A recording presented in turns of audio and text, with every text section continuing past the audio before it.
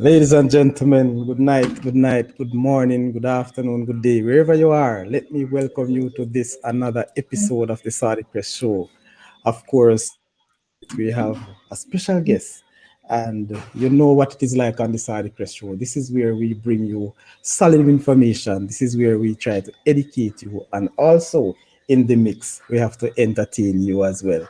I want to say a special welcome to our special guest this night, Linvern Wright. Mr. Linvern Wright, a man who is very popular in Jamaica these days, a very, very busy man as well.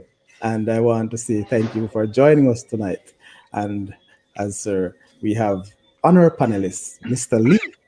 We have also Tom Stranger and Damian Shuko Kelly, as per usual. Linvern, welcome and Yes, good night to you, sir.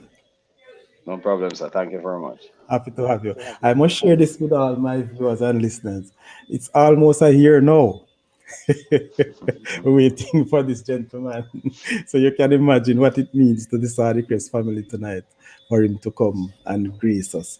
Tonight, this man, of course, right through wear many, many hats. And of course, we'll be zooming on more so that of his chairmanship of the DaCosta Cup competition, the schoolboy football of the rural area, where he's the chairman of the DaCosta Cup.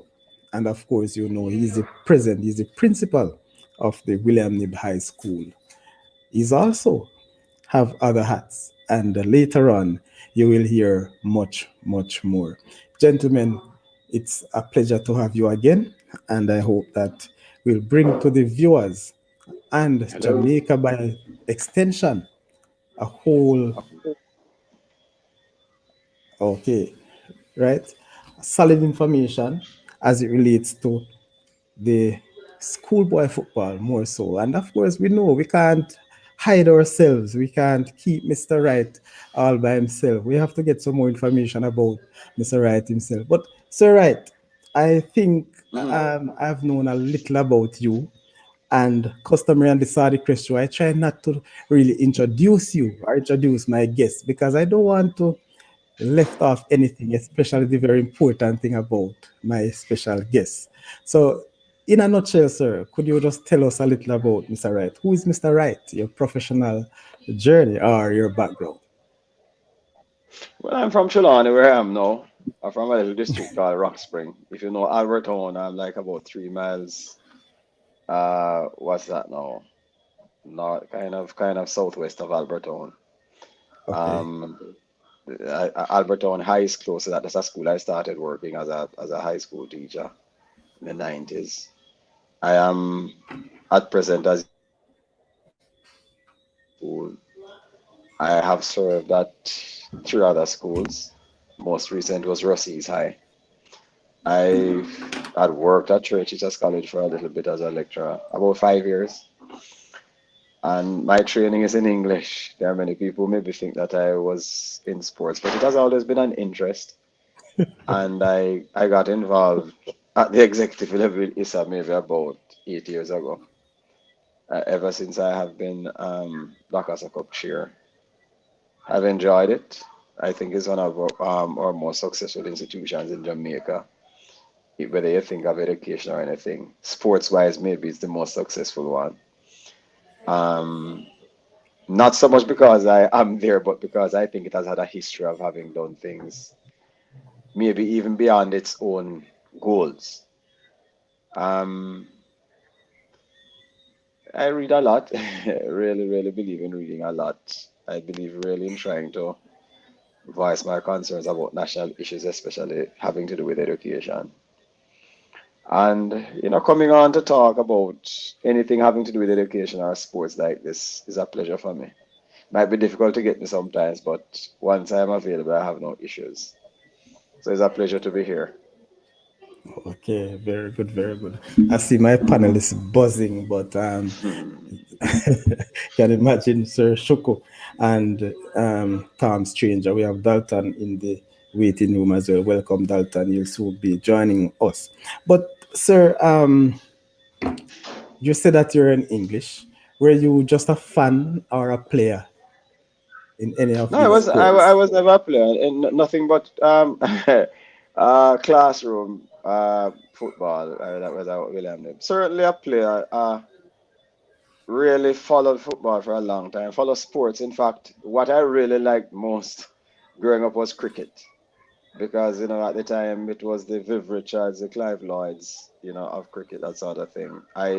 My interest in football maybe started about in earnest at a World Cup level, like in '86. Um, if you look at football, but I think I'm more now interested in just ensuring that the administration of football is going well. In fact, I represent ISSA on JFF's Congress, but I don't speak for JFF, just saying. But I have an interest in seeing things much better generally in football, as I think many of us in Jamaica do. So whatever I can do, supportive of what ISSA does to make it better, it's one of the things that I will do. Okay, very good. All right, Tom Stranger, let me see you buzzing right away. Is it that you are ready to to acknowledge or to grace, sir? Right. Let me hear what you have to say, Tom. Uh, good night, Mr. Wright. How are you doing, sir? Welcome to the Saudichress show.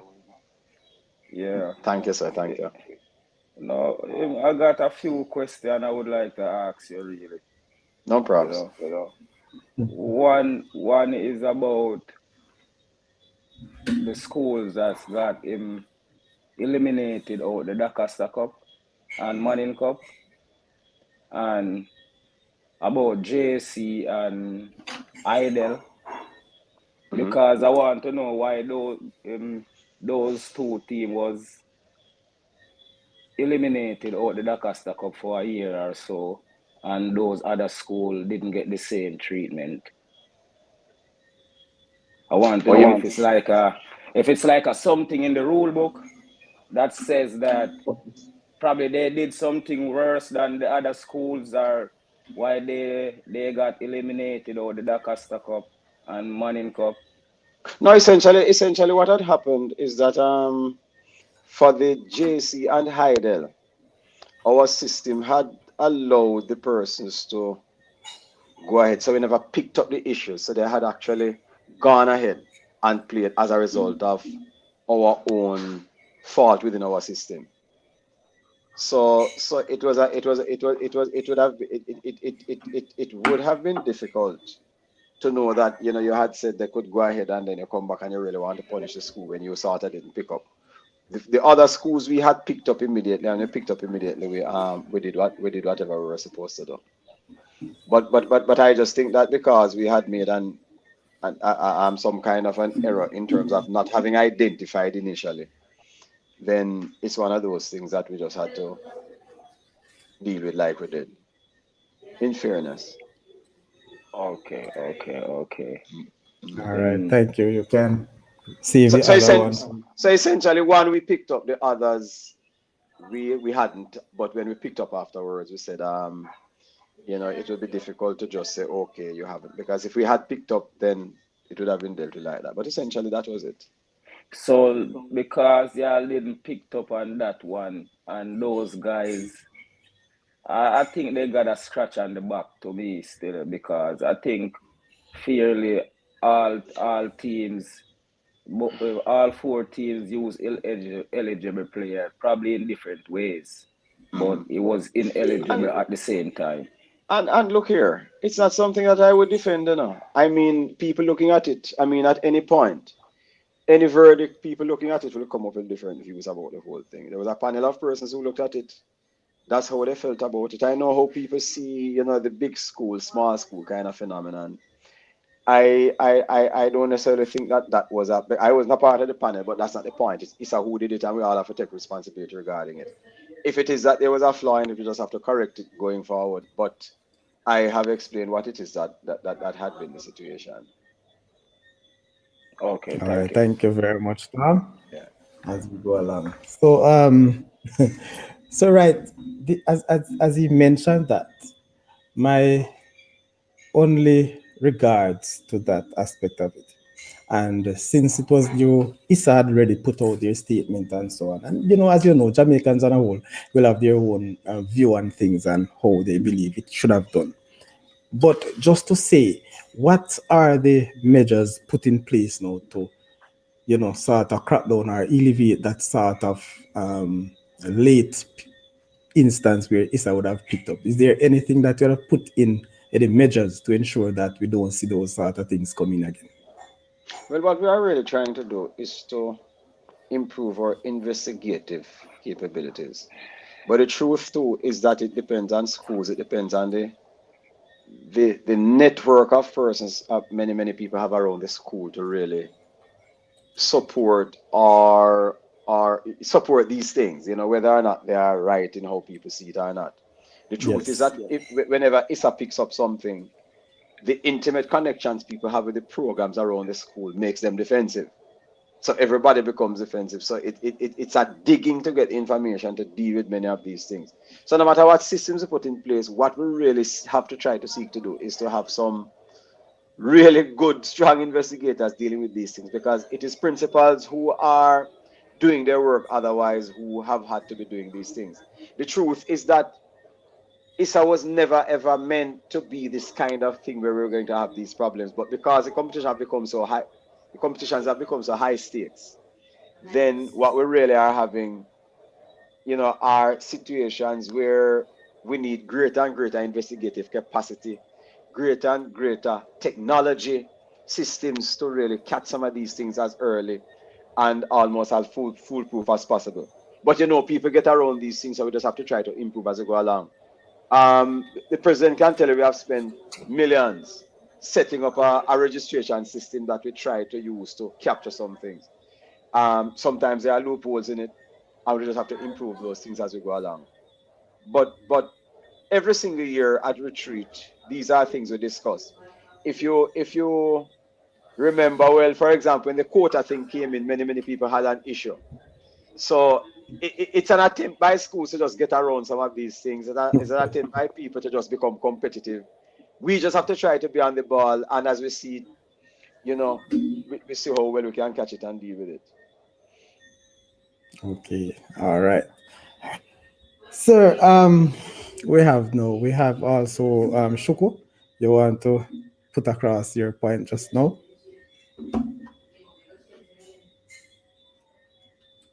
Mr. Wright, how How are are you doing, you? sir? I'm okay.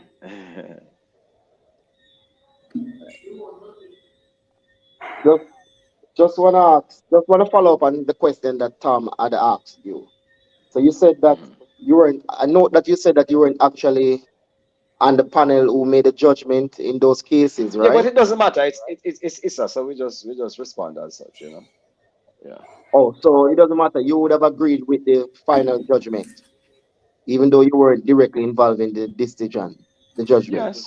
You would Yes. have agreed. I trust what they did. Oh, Yes. okay. The My important thing to me is that I don't think there was any ill will. I think when you look at because what people impute sometimes are motives. It might look away to people, but the important thing to me is that there's no ill will, no ill intent in the whole thing. If there's ill intent, then but as far as I understand it, there was no bad blood, there was no ill intent, there was no attempt to be biased. It maybe can come out that kind of way. But yes, I'm a part of the organization. You know, that's what a panel that is there. The panels are not the same all the time. That's what a panel that is there agreed to and came out with as a okay. decision. So we just work with that. Well, you taught me something there because I thought that being a vice president, you would have been really involved in such important decision. I don't know. There were different set of panels to deliberate different cases. No, what happens is that well, how it works is that I am Manning Cup. I'm DaCosta Cup chair. There's Manning Cup chair. Dr. Uncle O'Neill Uncle. In what we have is that the disciplinary committee of each is chaired by the chairman. So I would chair the one for DaCosta Cup, and the Manning Cup person would chair the one for Manning Cup. So it's two separate. So it's you plus the competitions chair plus any three principals who is a part of that chair, and then you have a hearing for the individual. So depending on how the hearing works and how people are throughout and the evidence that comes before you, that is how you really deal with it. Okay. My small question to you now, Dr. Wright, is this. I know that ISSA is made up of principals, right? Yes. So for the top job, I don't know if it's a gentleman agreement between you guys as principal. I don't think it would be a fierce competition to say, okay, we're gonna have an election and it's gonna be very competitive between two principals. I don't know if it's a gentleman agreement, but I am posing this question knowing the fact that the current president has thrown his hat in the ring behind a certain candidate for the JFF election. So I'm just saying, if that candidate should be successful, I would think that the current ISA president would be forced to make a choice because I don't think he could be a part of both camps to be holding a position in JFF and also in ISA. So I Says say who? that There's is that nothing in possible? there's nothing in our constitution that stops that. Nothing. We actually are affiliated with many of these, and I think that it is important that we become a part of these, because the truth is that we contribute to whatever is happening, and I think we have an interest in how any of these organizations are run. The kind of contribution ISA has made to football, it has made to track and field, it has made to all our sports. I don't say anything. We are involved with Jamaica Basketball Association. We're involved with J3A, because it's important that we are a part of this. I think you would agree that well, if you don't, that's also fine. But one of the things I think is that in terms of organizing sports, we are at the forefront of doing that. And I think, without calling names, there are so many of our sports and so many of our events outside of what ISA organizes, where much is left to be desired. And I think that if we can share experiences with them, and if when we have international competitions ourselves, they can share experiences with us, I think that kind of synergy makes sense.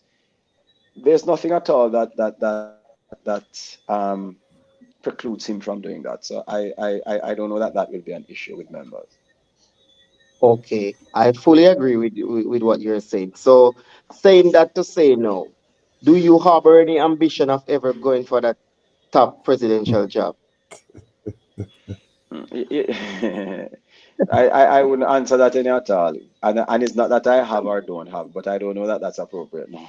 I mean, Okay, I respect your answer. Okay, thank you. yeah, yeah, yeah. All right. Thank you very much, Shuko. Sir Lee, do you have any question at this time for Sir Wright? Hey, good night again, Mr. Wright. How are you doing, sir? Yeah, man. Well, I'm Leon Simpson, aka Mr. Lee. Yes, sir. Past student of the Garvin Massey High School. You familiar with that school? Very much so, sir. Yeah, man. I've been living overseas for the past 34 years. One of the things I like what you guys at ISSA is doing. You guys are doing a very good job with this, running this football or this sports in Jamaica compared to in the 80s when I used to be back home going to school. I really admire the work what you guys are doing now. I think you guys are doing a great job. Great job as far as the ISA is concerned with the whole track and field and football, sports in particular. Kudos to you and the team, you know. Thank you very much, sir. Yeah, man. Yeah, I mean, especially football, schoolboy football, especially this past season was so excited. You know what I mean? The quality of the schoolboy football has became so good, you know. Very beautiful to watch these games. Especially I'm overseas watching it. It's like I can't wait for watch it on Sport Max, you know. So Well, to just jump in a little bit, if you're okay with it. yeah. Our thing is, so for example, about 2017, about 2015, 2016, the then President Dr. Walton Small, we launched a strategic look at things where chairman of competitions would look at what our strategy is going to be. But ISA itself had a policy in terms of media and what we wanted to do with it. So it's partnerships with media houses so that you people overseas can get to see what is happening. But it's also partnerships now with looking at Instagram, looking at all kinds of things. So all of those things are things we're looking at to improve it still, because we know times are changing and we have to be improving how things go. Maybe at one point it's going to be. We hope. I think my president wouldn't have any problems. We hope that it will be like media revenue that is going to drive what is happening, and we can do more for the youngsters and do more in terms of development. Although that is not our mantra. Our mantra is really participation. It's just that I think that we have outdone ourselves, given the kind of interest that it has, and the way sponsors have worked partners with us. Yeah, man, Partners. and yeah, it's great. We get the opportunity, especially from overseas, to watch it. But one of the things, though, Mr. Wright, the sponsorship, especially with Sportsmart that you guys have running the as far as the viewing of the sports. Then we have so many games going on that they can't cover all the games. I don't know if there's something that you guys could put into play where you could allow local, especially we got this social media, YouTube, Facebook, where you could go live. If you could allow local persons on the ground, then could show us certain Well, games in certain rural area where Spokesmark don't show, because Spokesmark can't cover all the games. well, So well, I well. was hoping they would allow local persons with camera or the capability to have us see some games that Spokesmark not gonna cover. I Well, know. it's something we have to negotiate with our partners. You understand legalities, you understand all those things. Those are things that we are thinking about. The other thing, though, is that I don't know that there's any league in the world maybe that has so many teams to deal with one time. So it's kind of one of those things. We have over 80 teams. I mean, even the BPL or any of those big leagues have like 20, so they can maybe show the 10 matches on one day. But Right. we could have as many as 40 matches one day with far less resources and far less capacity. So it's one of those things that we have to look at. The way you're talking about it, getting the different people doing that sort of thing. It's something I've explored, but legalities would actually constrain us, restrict us. But we're having conversations about it. Yeah, So man. we're actually at one on that. Yeah, that's great. I mean, that's would allow people in the diaspora who is not on the ground, because not everyone's school gonna get showcased. Sports Max just pick a few school, and I guess it depends on the ratings to show live. So Right. we just gotta watch whatever they are showing us. But I mean, you have people with other school that don't get showcased on Sports Max would like to have their fans or their past student watch it from overseas. So, it'd be Yeah. nice if it's something that you guys could work on that could allow us to watch more games than from overseas. Point is well taken, man. Yeah, man, appreciate it. So that's it I have for now. I wanna give somebody else a chance to No maybe problem. ask a question. I'll be back. I have more questions though, but I'll be back later. No Thank problem. you Brilliant very much, question, Mr. Mr. Lee. Brilliant question. Thank you very much, Sir Lee. And before I come back in, I'll allow Randy Stola Mundell just to pose his question, and then I'll get back to you, Sir. Randy. Yeah, good night, everyone. Good Good night, night, Randy. sir. Good night. Help me, help me to adapt protocol that was already established. Doctor, how are you doing, man? It's just Linvern Wright. It's not doctor. Go ahead. Oh, oh. That's that is my problem. With the good job that you're doing, I'm not surprised if you get doctor on the name very soon. So you're saying only doctors do good jobs. Eh, eh? I giving you trouble. No. You're doing an excellent job. I must say. Welcome to Well, the it's a, it's, program. it's, it's a team of us. Really Yeah, a yeah, team of us, I can tell you. The principals, the players, the coaches, we always thank all of them. The yeah, coaches have been marvelous in terms of how they have been cooperating with us. The players have been good with us, try to keep a good relationship with everybody. So I just like to extend that to yeah, everybody, the yeah, ISSA yeah. executives, all the principals. Yeah. Yes, yes. One of the things that I'm living in Toronto, Right. as he just said just now, the diaspora, has tuned in to the program, to the schoolboy football like never before. Trust me, it has been a therapy for us over here. You know, Mm, um, and what I think that we enjoy the most is the referee's punctuality this year is on point. You know, mhm. referees punctuality is on point. The organization in terms of the the managers for the schools, the coaches. It is getting there in comparison to other years. Mhm. This year has shown a lot of growth in the structural aspect of things. So kudos must be given to your team and ISSA at large. No, there's in every good in everything anything that is good there's also hiccups. Now, one of the question that I want to pose to you now is that how how do we assess the youths after the competition in terms of indiscipline? So, we would have seen a few indisciplines. What measures can put in place now in terms of a counseling body to go back now in these various schools to say, okay, we have seen two indisciplined youth from this school. We have seen three major ones from this school. We're going to keep a seminar now. Counsel these youths, because they have the talent and, get them to the standard that we all want them to get to. Because at the end of the day, morals and values and those stuff is very, very important in nation building. So how can we, put those things in place? And I'm sure the diaspora is willing to help in getting that done too. So otherwise, Well, still, that part yeah. of it, I really, really interested to hear your point of All view on. right. Thanks for that. I mean, just as a background, the real success of ISSA is the cooperation of principals.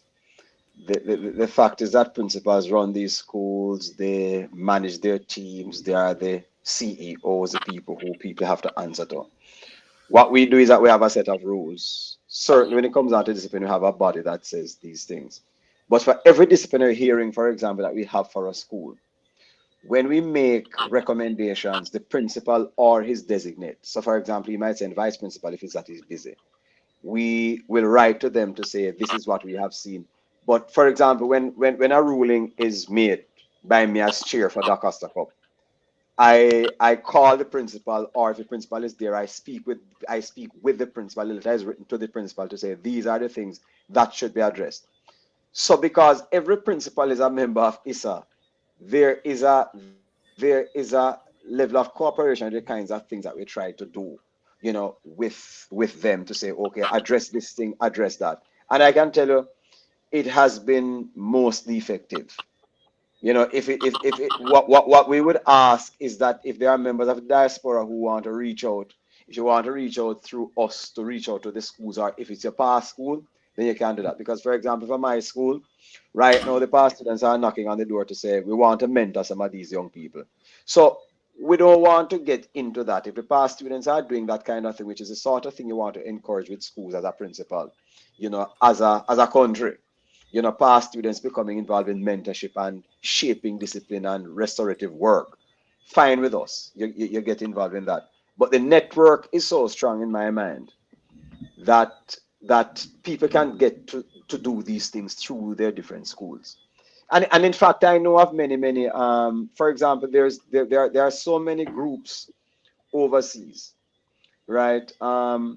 That are really trying to help many of these. I know, for example, there's this group of guys from Excelsior who are involved with my school, and maybe are involved with other schools because they have a good thing going on, principles, that sort of thing. When President Wellington does his States Cup, he involves many schools, and whatever sessions happen with many of those schools. And these people who have these things, George's Cup, I know Devil Bell does his thing. He tries to get that sort of thing going. So there is a network of competition and there's competitions, and there's a network of past players who team up, even though they were rivals, to really get some of these things going with many of these schools. I know Rossies does some good work with their people too. Cornwall does some good work with their people. Cornwall reaches out to many other persons. So much of that is going on. Is it a matter of getting, onto this? If it is that you need some kind of networking to happen, because we sort of have these groups, talk to us as a body, and we say, you want to help here or there, we can make you reach out to the principal. So that's always there. Okay, thank you, sir. All right. That's it for now. Thank you very much, Randy. People, let me say welcome to you again. And let me just take those persons in the chat. So, Richard Wata is saying, good night, Saudi and the panelists. Good night to you. Elsa Jenkins, good night, everyone. That Elsa Jenkins seems like she's familiar. with some persons here, or at least one panelist here. Am I right? Can I get a hands up? Alian Blair, big up Sadi, big up yourself, Alian. And please, people, remember to hit the like button as you're coming. And for those of you who have not yet subscribed, you'll not be able to participate in the chat unless you subscribe. So, welcome to this blessed family of the Saudichress Show. Sir, we have the man they call Dalton, who is the fan favorite on this show, and he's buzzing now to put his piece on. Dalton, All good. Good Good night, night. Dalton. Good Yes. night, Mr. Namesake, Mr. Wright. Good night. How you doing there? Good night, son. I'm doing okay. Okay. My concern a little bit is I just want to get it clear on the selection of the 32 teams because I noticed that the 32 32 teams when for what? You mean for the for the for the knockout second round of round? the Dakota or Cup. the second Yeah, round. Yes. yeah. I would like to know the way you going around choosing these 32 teams because I noticed the teams that have the zone that have the eight teams in it are the ones who will get the chances to make the those extra The third team, place. yeah, those third place. No, And that's why not is it true. so? No, it was just one. It was just one. Um, yeah, it was just one, Oh. So and it had what more to is the do. rule to make it then? Well, the first thing I think you do with rules, because the truth is that sometimes things are not as smooth as things are. So the first thing I want to say is that Yeah, geographically sometimes it's difficult running the Costa Cup because everybody's not in one place. And so you're going okay, to meetings, and a principal will say, for example, I have to travel too far. I okay, really have to travel too far. So some teams might, so for example, teams in St. James might not have to go far. Teams in St. Elizabeth might not have to go out of parish. Manchester teams hardly have to go out of parish. Clarendon teams is kind of the same thing. So when you check it out, all the teams in St. Mary are one place, all the teams in Portland are one place. But here what happened now? mm, Portland had zones with 4, while the zone in St. Anne and Trelawney was 8, and all are 7. That had a lot to do with geography, because Portland, for example, how far it is, you couldn't really mm-hmm. join those two. So Agree. while people are looking at it and say, boy, it's 8 and whatever and that sort of thing, we may for next year look at it now and say, okay, the roads are better, so we may be able to merge and have an equal number of zones. But the truth is that geography and affordability is one of the things that, because as I said, it's a body of principles. We have to listen to their concerns. So as much as we listen to the fans, the principals' concerns are important because they have to fund their teams. Some schools don't have the kind of funding that other schools have, and our objective is participation. As much as it is fun for the rest of the country and the diaspora, those were not the original intent. It's just that, as I say, ISSA has really outdone itself, and we are happy with that. But what we always try to do is to keep the schools, give them every single chance to participate as much as is possible. So what we try to do, to go to your question, is that when we have a situation like that, we try to say what the rules are before the competition begins. So we put them principals, understand that, and once we have an agreement with that, then we go ahead. The truth is that sometimes the media will talk, and it's not that we don't care about them, but at the end of the day, the people who have the influence within the body are the principals, and they say, this is what we want, this is what we are accepting. We can work with this, given what it is you have to work with as difficulties. But the truth is that we try to be as fair as possible, and the fairness starts with giving the information before, so everybody know what he or she is getting into. Okay, sir. Okay. Well And said. of course, as Dalton mentioned, Dr. Wright never look at it or even mention it as well. But the aspect of seedings would have Okay. helped to come up with the teams in that round of 16, so to speak. Not many persons Well, understand how it actually works. I don't know if there's any light you could shed on it in terms of how the teams were seeded or the points were gathered for them to reach or to meet their knockout opponents. well, if you get one of those books, and I can send it to you too. That is very clear in it.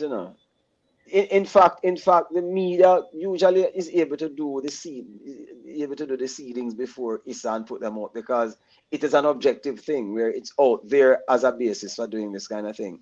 So essentially though, you win points based on how many matches you win.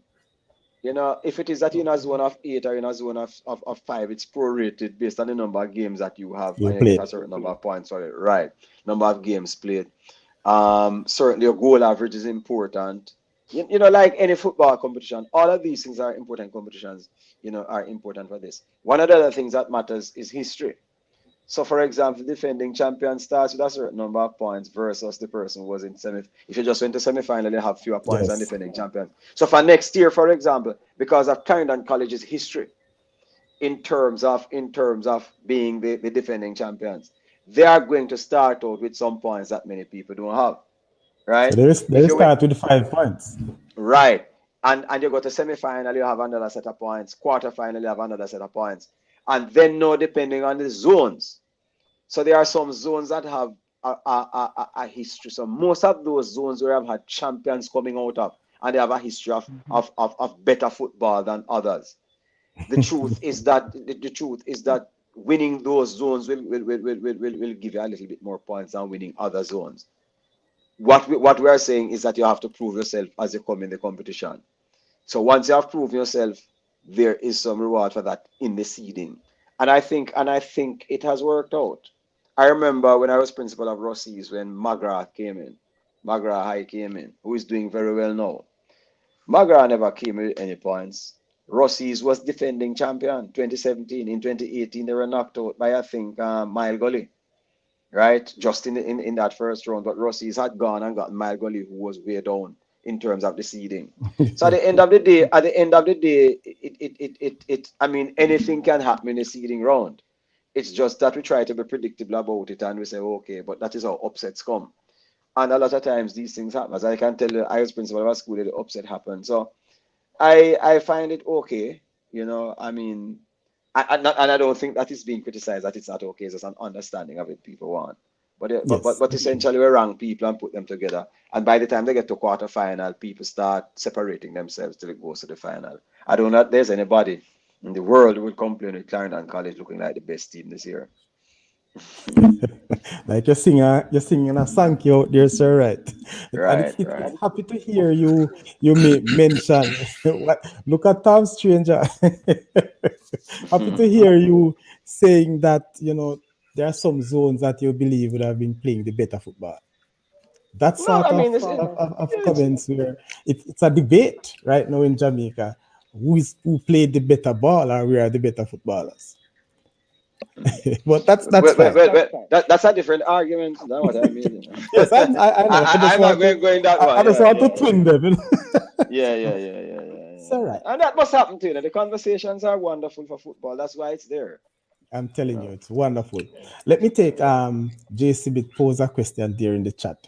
Are there I want to say if there are any, but are there any plans on changing back the Ben Francis Cup and Walker Cup to its original format? Or if not, involve the teams that get knocked out at semi-final be able to compete for those titles? Well, I mean, I don't know that there are any plans to go back to the original format. The issue many people have with the format now is that they call it a losers cup. They say all kinds of things. But I'll just say something to you. Glenmuir, who had won some DaCosta Cup years before, actually had sort of waned a little bit in the quality of football they were playing. But they're winning their way back into things came as a result of their winning Ben Francis last year.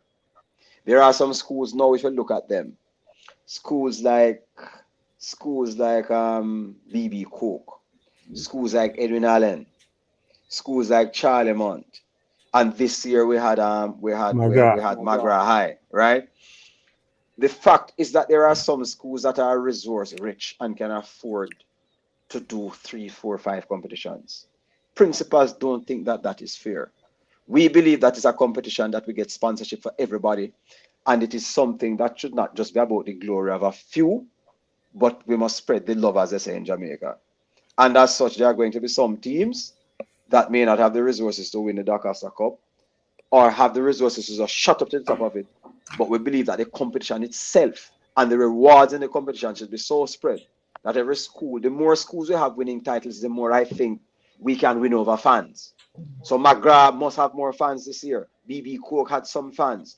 Charlie Munt had some fans. Edwin Allen had some fans. And their past students wanted to be a part of it. So the football is not just about the titles and about how the traditionally strong schools feel about, our having 3 or 4 titles. We're not in a numbers game in terms of who can win the most titles. We are in a game of participation, a participation in finals, a participation in getting teams going. So if you know, it's one of the things we do, we get eyes on all the football when we put Ben Francis and DaCosta Cup final together. When we put Manning Cup and Walker Cup final together, we get eyes on all the football, and teams feel good just looking at their teams. And you don't tell McGrath that they felt any less winning than Clarendon College felt. They had their celebrations just the same. That is our aim as principals when we do this. And maybe sometimes if we explain this, people would understand it. But I understand the history of saying, boy, we won 4. But I wanted to look at it. I don't know, ever since we have been having it like this, anybody that has won all 3 of them. Complain, But right? But you still want to win 4. No, I can't recall any school that has won 3. Even Clarendon College, as all conquering as they were this year, they were beaten by Glenmuir.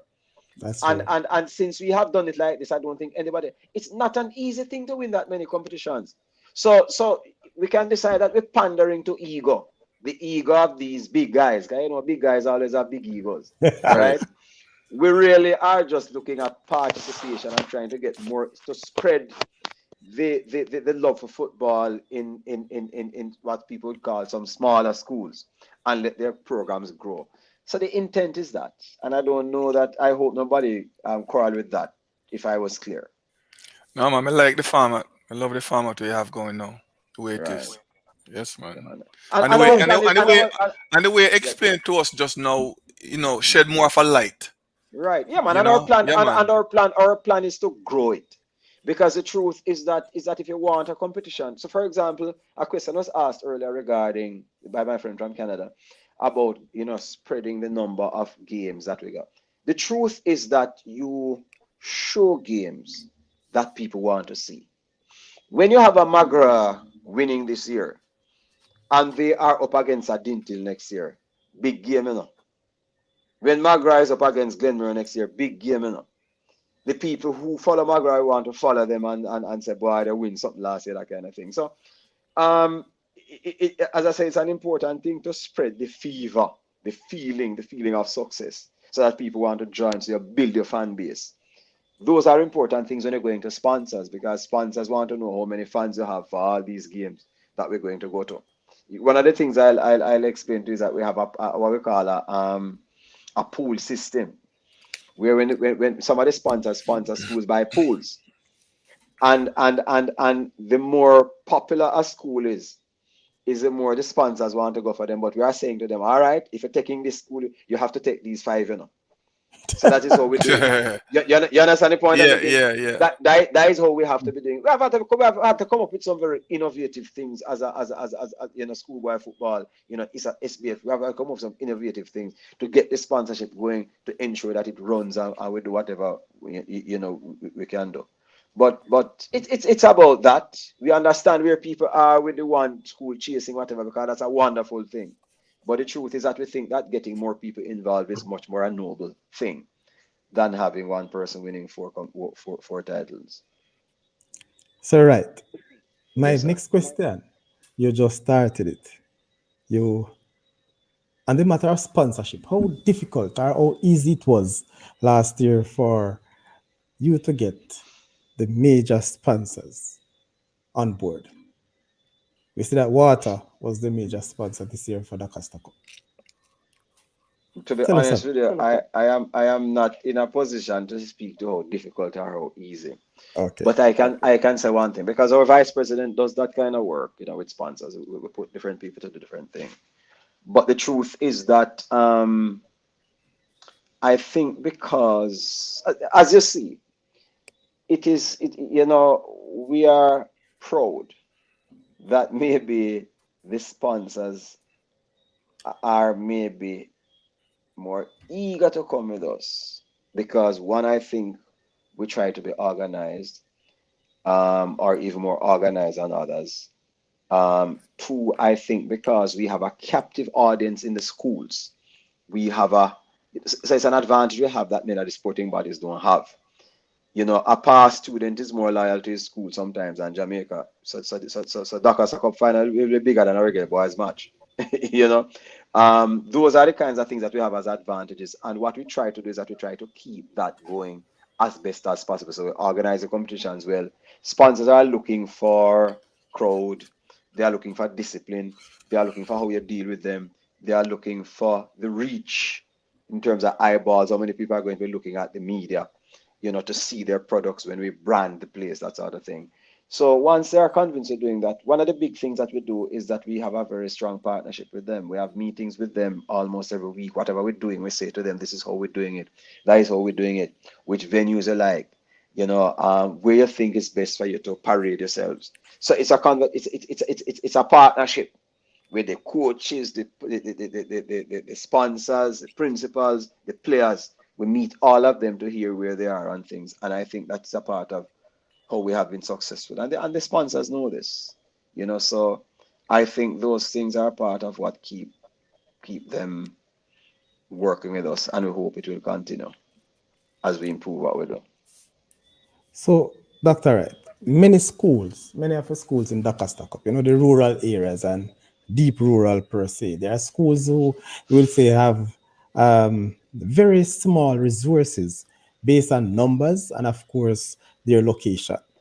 What sort of assistance outside of what the sponsorship would give? ISSA has taken on a whole lot, I believe. But what sort of assistance ISSA has given to these schools throughout the competition or before the competition? All right, let me just say one thing. Jerseys, for example, no school has to buy a jersey. And you can imagine the kind of millions to provide jerseys for all the schools. Okay. We don't do socks and boots because we can't afford that. One of the other things we have to understand is that because our mandate is participation, so we provide opportunities for participation. I don't think the principal have any problem with my saying this. Track and field and football sponsorship actually cover every other sports because the other sports are not as attractive, so the sponsorships are not as big.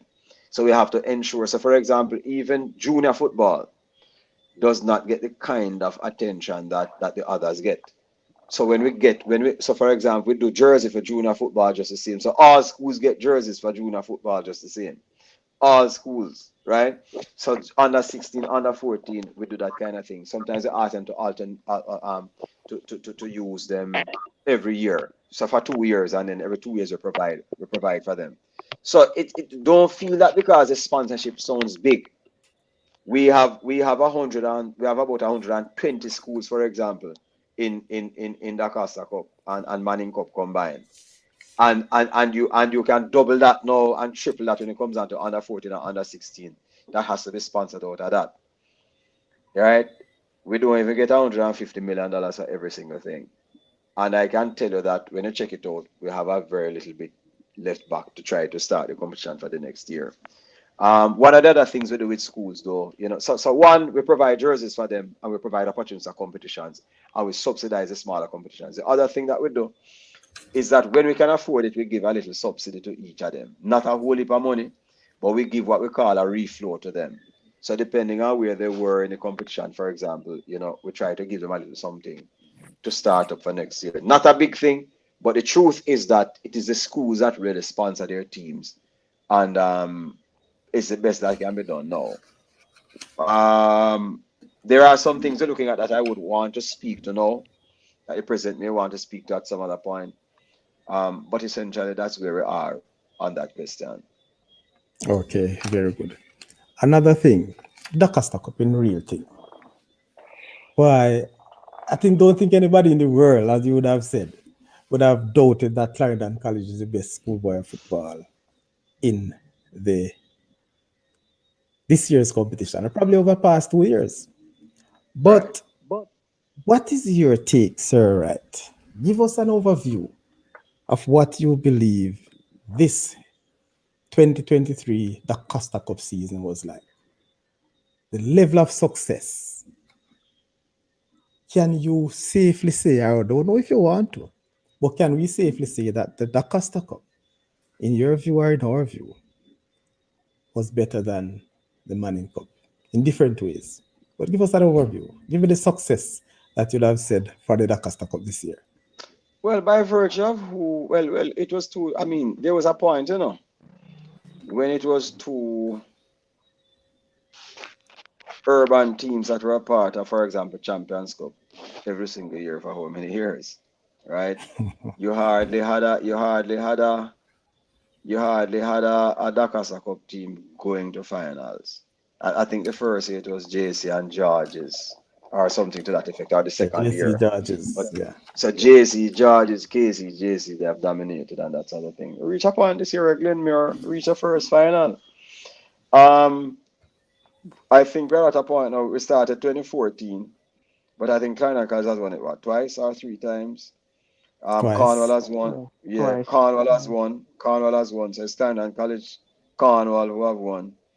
The fact is that I think in the last 2 years, rural football is really matching up. Matching up in terms of quality, and matching up in terms of competitiveness. We are seeing that. I mean, obviously, as the Casa Cup chairman, I would be happy with that. That's what I want to see. That here's a boy, them boy, a country boy, them and that kind of thing. You really want to know that there's respect for the quality that's happening in the rural areas. And I think as the youngsters get more chance to play and the exposure to Kingston becomes more, we give them opportunities for exposure to each other, the standards will become better because they are all seeing, how each other plays and what things look like. And I think that has been happening. And I have no doubt either, because the way I work, as much as I am a rural area, in charge of the rural area football, I want to see everybody play good football, because whether it's Kingston or it's in rural areas, I mean, it's Jamaica. And what I want to see is football looking good in Jamaica. So wherever they come from, I am really fine. I am not a part of I mean, for the rivalry, the friendly rivalry, I like to bother my colleague Dr. Uncle, and I love to trouble my town coaches and say country, I do them thing or whatever now. But it's sometimes it's more complex than town country, because sometimes you have players from Kingston playing for schools in the country, and players from the country playing for schools in the town, just the same. So it's not. I mean, when some schools could lure the best of those students in rural Jamaica to their teams, and people say Kingston is dominating, it was kind of a conundrum in my head. And when you have people from Kingston playing for rural teams and they say whatever is better, so for me, it's Jamaica, and I think talent exists all over the country, and that must be recognized. Final and before I turn over again. But I heard you just mention, I had it as a question, but since you mentioned something like that, you want to see town and country do well, regardless of the school, regardless of urban versus rural. What is your take, Sir Wright, on the matter of schoolboy football playing this importance in the development of our senior football in Jamaica? I saw a gentleman Wall come out with an article. He said many things that many people are upset about, but many of them are true. You can't develop football properly on the back of schoolboy football. Schoolboy football was never meant for that. Schoolboy football was meant for competition. These people are also in school. I think that if we're talking about development, what we have to get to sensible. We have to get to properly structured academies that provide the kind of academic and social training for these youngsters, and the constant playing of football and the constant training with technical work, with tactical work, and touring overseas so they can be exposed to what is happening right throughout the year, but the education is sort of dealt with. So we have to seek to fund those kinds of things. We can't depend on schoolboy football just for 4 months to do that. but it does play a role in terms of helping us to identify talent. But after we identify, development cannot be left to schools. Some schools have a little more than others, and the competition is going to, cause that, and people are going to be doing their thing. But nationally, if we were to go there, we must have a national plan, a national program that is not hinging itself on schoolboy football, except to identify the talent, but to develop and hone the talents and expose them to quality football and the number of games that they should have. I heard Harley Grimson talking about that. The number of games someone in South America has in comparison to our boys. To True. hone your skills and for them to become automatic and almost second nature, it has to be that people are playing constantly. 4 months per year is not enough. And as much as I would, I mean, there's anybody at ISSA would love to be able to glee at the fact that why schoolboy football does this. But you watch where our football is, we can only identify the talents. We have to get the technical competence, the exposure, as I have said before, all of those things right. And all of that is beyond the capacity of schoolboy football. Sir, there was a part of the question that you didn't touch. Which one? Would you say the Costa Cup this year It- mhm. is better than that of the Manning Cup? Well, The standards. by virtue of the fact that we had competitions, I think I had touched it, by virtue of the fact that the Costa Cup, Jacosta Cup. I mean, and I'm going to say some things now. Yes, Dacosta Cup, Champions Cup, Dacosta Cup won that. It was two Dacosta Cup teams that were in the Champions Cup final. Exciting football.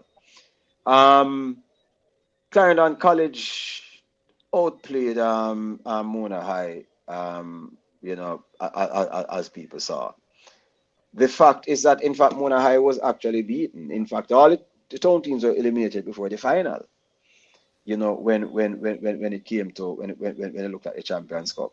So the truth is that equality on the face of it, if you want to just say that, was better clearly. Um, Certainly by a 4 goal margin. And by a semi-final margin, you just went to semi-final. It's two teams that went to semi-final. So my thing is that it's good for football because I think next year there'll be an attempt to match up, and I think the quality will be raised just the same. Okay, That's as sir. much as I will Thank say. you. Yeah, yeah. Thank you very much. Sir Lee. Sir Lee, you hear me? Yeah, man, I hear you. Is there anything that you want to touch on? Yeah, man. Mr. Wright, like I said, I left Jamaica from in the 80s, and over the years, I saw where you guys made many changes. One of the changes that you guys made last year, which I like a lot, is the quota where you have the overseas player that coming over here would also fall under the quota. I I like did. that I change. Oh, okay. Repeat that for me. I didn't get that No, fully. I was commenting on the changes that you guys made over the years. And Hmm. one of the changes that I like is the quota, where you have the Okay, overseas okay. player that will come over here. Before last year, they didn't fall under the quota, Right, right, right, right? right. And now you guys make that changes where they also fall under the quota, the three-player quota, right? Yes. Yeah, I love that change. The And next change that I like, Doctor Wright. Back in my days when I was going to high school in the 80s, there was no requirement for grades for footballer. Have certain average in order to play football. It was just basically come in, play, do whatever you want, and there was nothing structured to have them where they have to go to class in order for them to play football. That was my experience during my time in high school in Jamaica. And over the years, I see where you guys make the necessary changes, where you have guys got to go to classes in order for them to play football, right?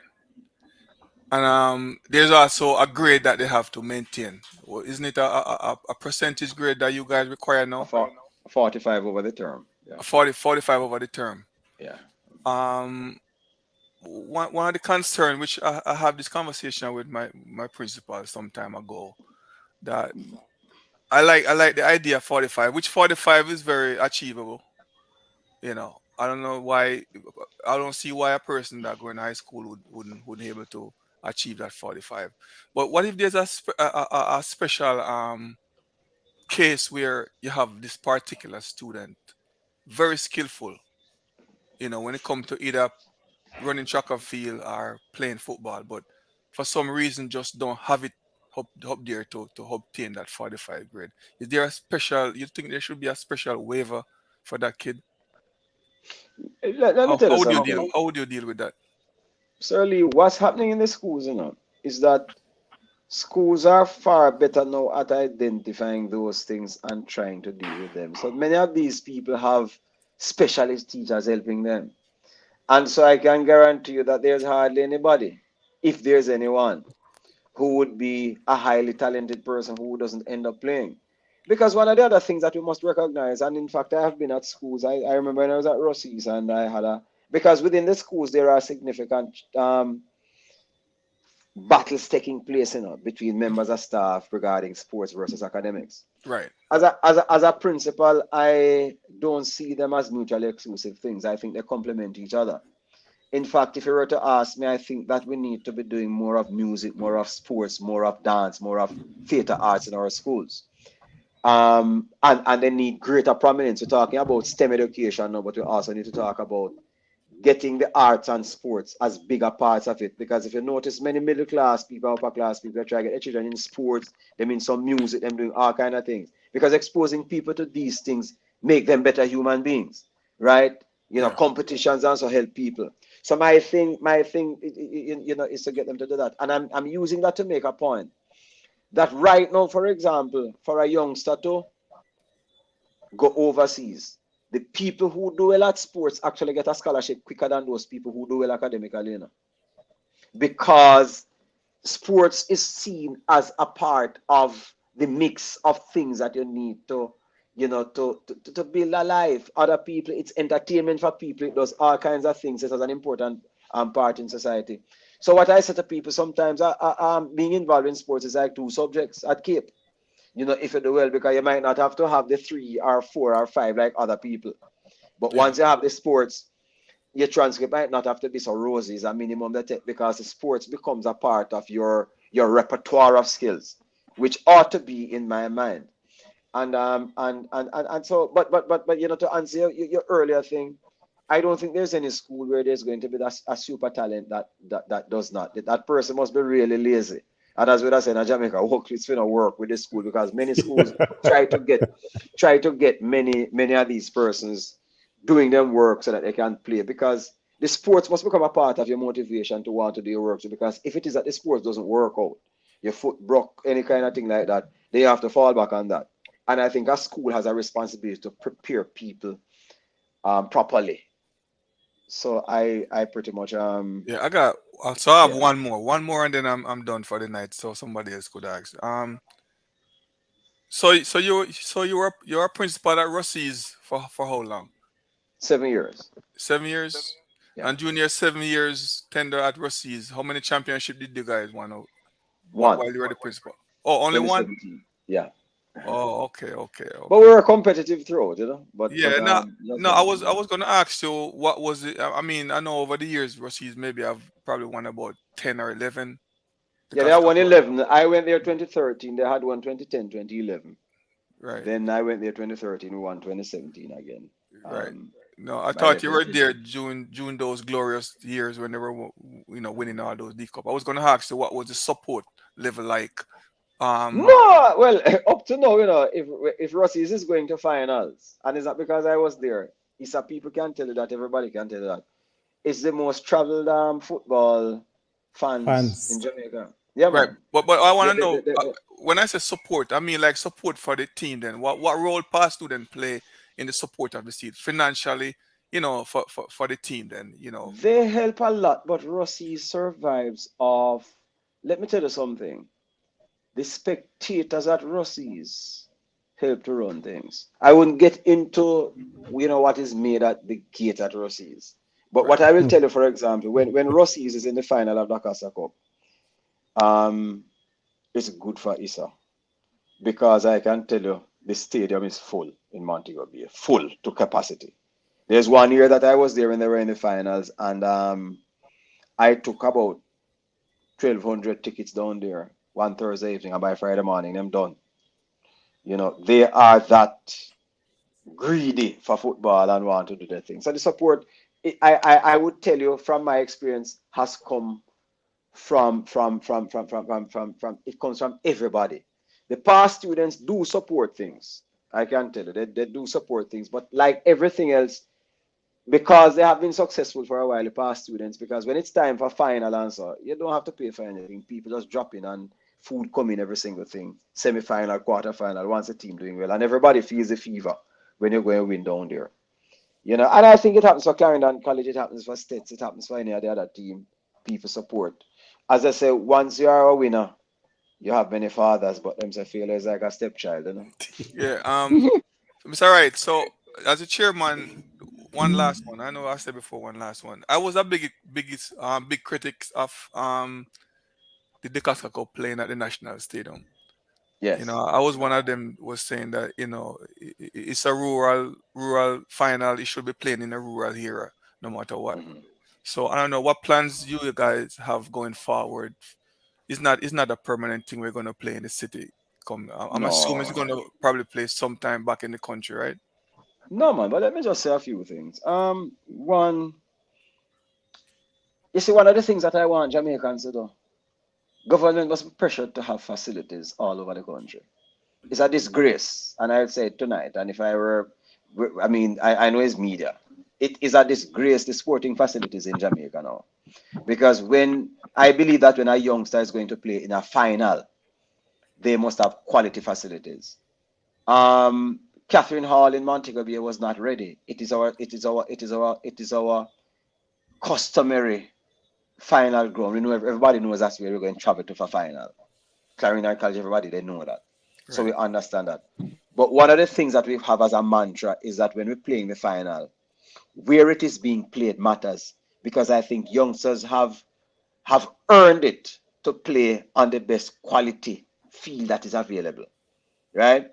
Um, it was not a decision that was taken delightfully or lightly when we decided to do it in Kingston. It was a matter of the quality of the surface and the experience for the youngsters that determined that. And the third thing that determined that is that the four teams that were in the quarterfinal were either in Clarendon or St. Catherine. So it was Dint Hill, Okay. Garvey Massey, Clarendon College, and Glenmuir. Yeah. All of them not even an hour away from the National Stadium, right? So Yeah. so that was what we took. It is not a permanent decision. It was a decision based on expediency and based on the situation that we had to deal with, and it is not something that we did happily. It Okay. worked out, but it's not something that we did happily. As the president would say, it was something that was successful. And what we'll do going forward, I think if there were a situation like this again where you had four teams like that, I don't think anybody would have any problems going to Kingston. Because spectators is a part of it, and people want to participate in the whole thing. And the quality of the seating and the comfort and the facilities is also an important thing. But what we hope is that the support that we'll get for sports in schools is that we'll have at least one good football stadium in every parish, Yeah. or at least in every other parish, so Yeah. that we don't have to do this again. Yeah. I agree. Yeah. All right. So Most definitely. somebody Thank else. you. Thank you very much, Thanks for all those Sir answers, Lee. Mr. Wright. Yes, sir. All right, let me just put this one out there. This is a question from Mr. Nine in the chat. Good night, Saudi. Could you ask Mr. Wright if they could bring back the Walker Cup winner versus Ben Francis Cup for the Shield, as it was once called Nutrament Shield, and have it played on the Oliver Shield Day? That's a Well, it's good one. something. That's It's a good something we one. could look at. I mean, I can't decide it alone on a program like this, but it's something that we could look at. But one of the things too is that if you remember Nutrament Shield, it was only played about 2 or 3 times in the 80s, I think Rossies and Georges and maybe one or two other teams got it. But I don't think it was held for more than 2 or 3 times in the 80s. Only 80s people know of Nutrament Shield. I only learned about it. Right, right, right. So So what? it was not something that had been continued for a long time. So what would it take for that to come back into play, though, Mr. Wright? Just the planning and feasibility. We just have to look at it. Sometimes it's just, so we just have to look at that, you know. Well, But as I say, I couldn't determine that right now. It's something that yeah, I but think people are listening to, and we would maybe have to discuss. well, based on this conversation we're having, that is something I would like for you to verbally spit forward when you have your meetings. I'm gonna suggest that to my principal to verbally spit that forward when she's having her meeting too. So hopefully, sometime in the future, we could have that nutriment. Yeah, I man. mean, remember in the football, it's so excited, no, Mr. Right now, right No, now. man. So the more game we can get for watch, I'm more happy we're gonna be, And especially listen on the to me. Saudi show. And listen to me. No suggestion that you have made in that regard do I have a disagreement with. We just have to go through a process. So So we'll keep on thanks pushing, for you know. that. Yeah, man, we'll No, keep on pushing. I'll tell Saudi if he call you and page you and say, no Spitfire. Because problem. Listen, they're going to go Mr. to my Lee, principal and Mr. the Lee, No same thing Mr. problem. up Lee, on my head. Mr. Lee, No Yes. problems. Mr. Wright and myself have a good professional relationship, you know. I don't No, man, we're want to fine, man. We're like fine. We're fine. bombard him with the calls, you know. No, No, man, I don't think his push is harassing. His push is really for the better. no, but the passion of the Yeah. game now, and the way the Yes. football game is so excited now. If we get one more nutriment shield add to what we have going on now, man, it's beautiful. It's All beautiful, right. man. Thank you very much. In the chat, Bill, big up yourself. Richard Simpson is saying that sports teach discipline and the value of hard work and dedication. I'm going to get through a few and then I get back to you, panelists. Time is going on. I don't want to say much about Mr. Wright when it comes to tonight. But, sir, Yes. I have a question here from somebody who asks, as it relates to the quota system and with schoolboy football. So we have a quota of three quota players, right? Yes. Can you expand From how football. far these quota player goes in terms of the different levels of football? So we have under 14, under 16, and also the U90, which is the DaCosta Cup. Many of us actually focus on the U19, but let us It's 3 for each level. 3 for each level. Right. And that is all right through. Right through. All right. So Because you I've can only register 3 players at any one level. So it's not 3 footballers in the whole school. 3 for under 14, under 16, and under 9. 3 for under 14, 3 for under 16, 3 for under 19. because there's some sort or a food of thought that it is the 3 for football as it relates to that. No. So in champs, for example, you have 2 for each class. Okay. Right. Yeah, because it's just how people used to do it. You know, people. wait, I mean, we had situation where there was one team that had 9 players transferred for 1 year. You know, that can't make any sense. You know, so we had to say we put a quota on things, and there. So So the quota cover all 3 stages. Right. The 3 player the cover 3 for all 3 stages. 14. The same 3. Each stage has its own number of quota players. Okay, all right. So there are 3 Because I had that players one for wrong, under you know. 14, 3 Well, for no, man, under so we 16. cannot have it wrong then. Yes, so based on some information, and that's why the question is asked. No, so people as it is, for those who have the question, let me echo it again. So the under 14 has 3 quota players, the under 16 has 3, and the under 90, which is the DaCosta Cup, has their own 3. So that's a total of 9. So you can put No, it across. it would be a total of 9 because there are different competitions and this at is different where levels. You follow that? this is where That's why I forget the understanding of it right, you know, because before I thought otherwise. Before I thought it was 3 cover all 3 stages. That's what me and started thought. Yes, we Right, had Sadi? that discussion. No, man. So you have your under 14 team. 3 persons at that age level can participate. At under 15, 3 at that age level, and at under 19, 3 at that age level. If you figure you want somebody from under 16 to come go up to and DaCosta. play, them are part of that quota for DaCosta Cup. Okay, so that's where I was getting to. Right. Not because they're under 16, as long as they move to the DaCosta Cup level, they have been in that 3 for DaCosta Cup. Right. All right. So what if they play here? We carry over? Meaning what? All right, for instance, I play under 16 this year, and I'm stepping up to the Costa Cup the other year. With that, that quarter for the under 16 going to the Costa Cup with it cut down on the amount played the Costa Cup the other year. No, it's just three All this right, season. Pete. So if there are three at DaCosta Cup and you bring up one from under 16, one have to drop out. In the other year, that's what I'm asking. In the following year. If in the following year, if there are, let's say the three persons who are at DaCosta Cup remain, so they can Mm-hmm. repeat and they play another year, and you have one Yeah. coming from under 16, the coach has to determine which three he wants to use. So, oh wow, that's strange. No, but Mm, because that time I think the three quarters in place until them leave the school, you know. Right. that's what I'm getting on. Yeah, Yeah, because that's yeah, need to understand across the board. That means they are in that year until they leave. yeah. Once you came into the school after 2018, you're a part of the quota. So what if a baller coming at the age of 14? It's the same thing. If you came in at grade 7, you're not a part of any quota. But Okay, once you came okay, in after grade 7 and you're at another ISSA school, you're a part of that quota. okay. That more understandable. Mm, Mm. So that is the key, people. If yeah, that's you're what some coming school from a getting mixed up ISA, with. if you're Hmm. coming from a ISA member school, that's another story. So ensure that whoever is coming So, in, and I don't want to say whoever is coming in, because there's another point to that, sir. Um, mhm. maybe I should really think, but there was a situation that I was brought to, or the station came to me where schools would have been entering ISA competition, but they are not so much member school, they're private school. But I was told that they entered the youth level competitions. Mhm.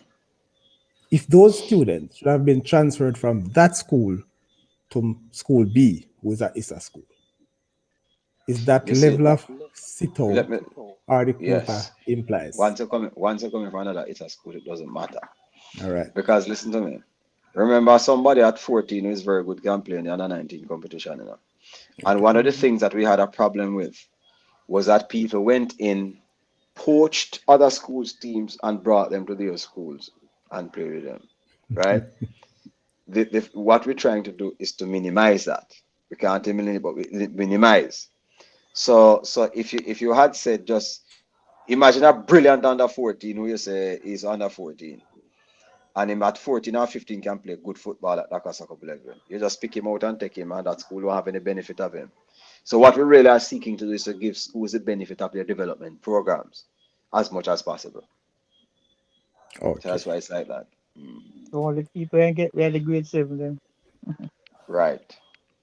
All right. Tom is putting up his hand, but my last one before I get back to you, Tom, or the panelists is recruiting. This is one for you, sir. I noticed that you're a strong believer of recruiting. What Meaning, would it?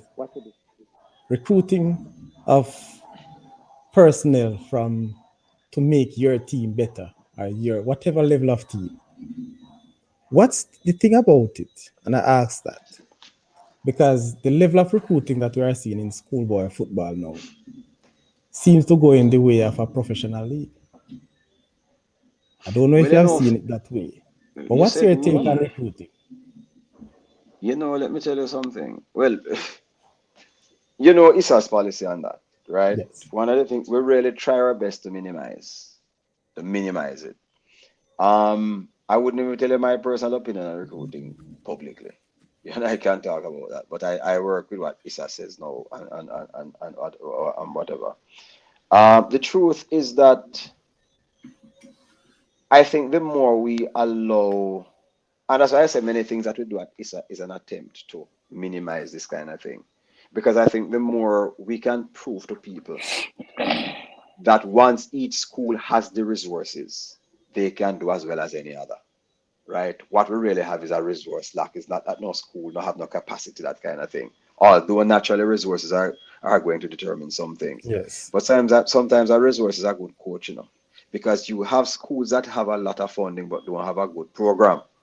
Because many people feel that they can buy success and not work at it.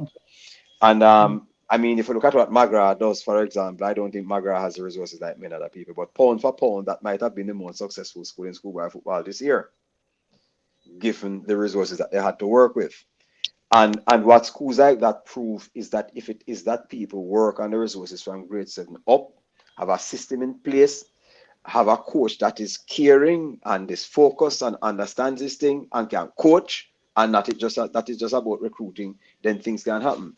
Because one of the other truths that we have to look at, is that when a coach has a strong recruitment program and wins a lot, I will say this is my view, Linvern Wright talking. A coach who does not have that strong program and wins, to me, in all fairness, has to be seen in a better light as a coach and one who gets all the Stars. resources. Yeah, man. Really make ballers. Because No, man. yeah, You're you right. know, I I just think there are lots of things that when we talk we have to whatever. If you're looking at ego and your school winning, then that's fine. But if you're really looking at quality and developing coaching skills and how a person has to think through the thing, then it's one of those things. I will tell you that I think to some extent recruitment will help. So I think, for example, that if it is that you have schools that, because there are some principals and some schools that are not as focused on sports as others, as I think it happens with music. I was talking to Olaba High School principal who has just won All together sing. Altogether All Sing. together, see. And he was telling me that there are students who want to come to his school because they do well in music. I have no issues with that. Parents have that kind of choice and parents should have that choice. What I have a problem with is that in too many instances now, I hear that parents are being induced. But where a parent makes such a choice for the child in the child's best interest, I have no problems with recruitment. Um,